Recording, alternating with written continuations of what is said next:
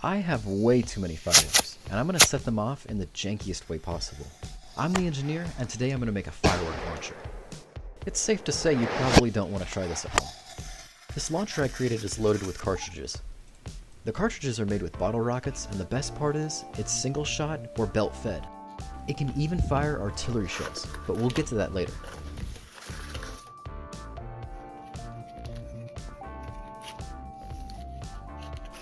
Alright, so what I did first was I cut down a tree, delimbed that tree, debarked it, cut it into planks, then I put it in a pile, and I let it dry for 30 days.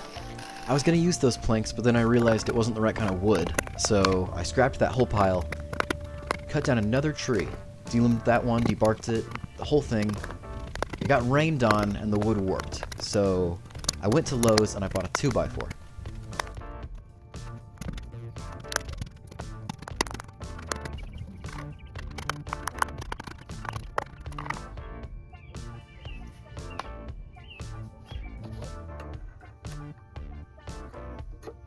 So now it was time to cut out a slot for the cartridges.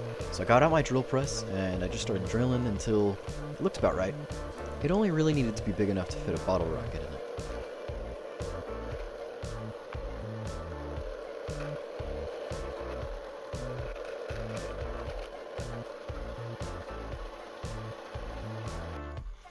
I made sure to drill the barrel flush with the receiver. If there was any deviation, I would end up with a misfire, which would basically cause it to explode in my hand.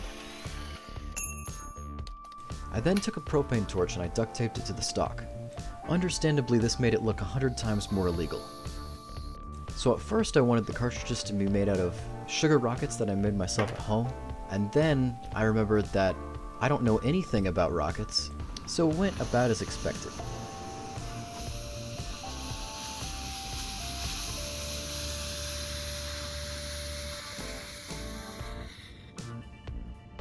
I figured it would be easier to make my cartridges out of bottle rockets.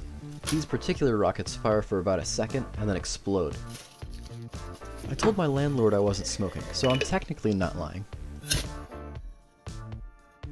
To form the casing for the cartridge, I took the drill bit that I used to make the barrel and wrapped construction paper around it.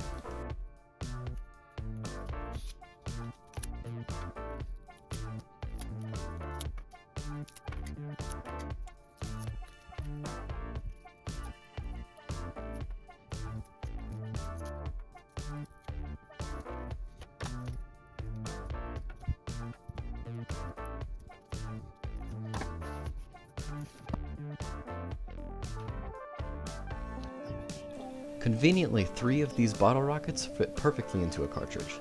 While testing these, I found that rather than firing all at once, they fire in a 3-round burst.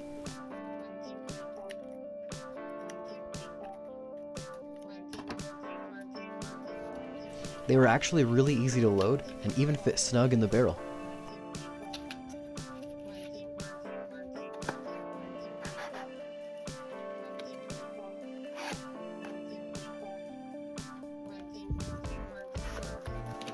Now it's time to go over how to make an ammo belt.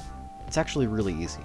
Just overlap pieces of tape and sandwich a cartridge in the middle.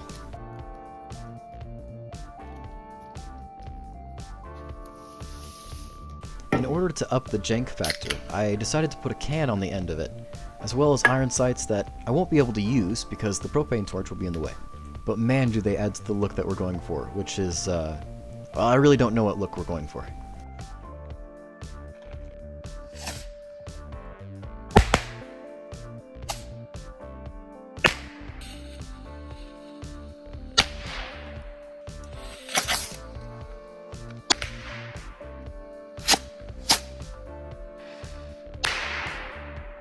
This is where that soda can comes in handy. It fits most sizes of artillery shells.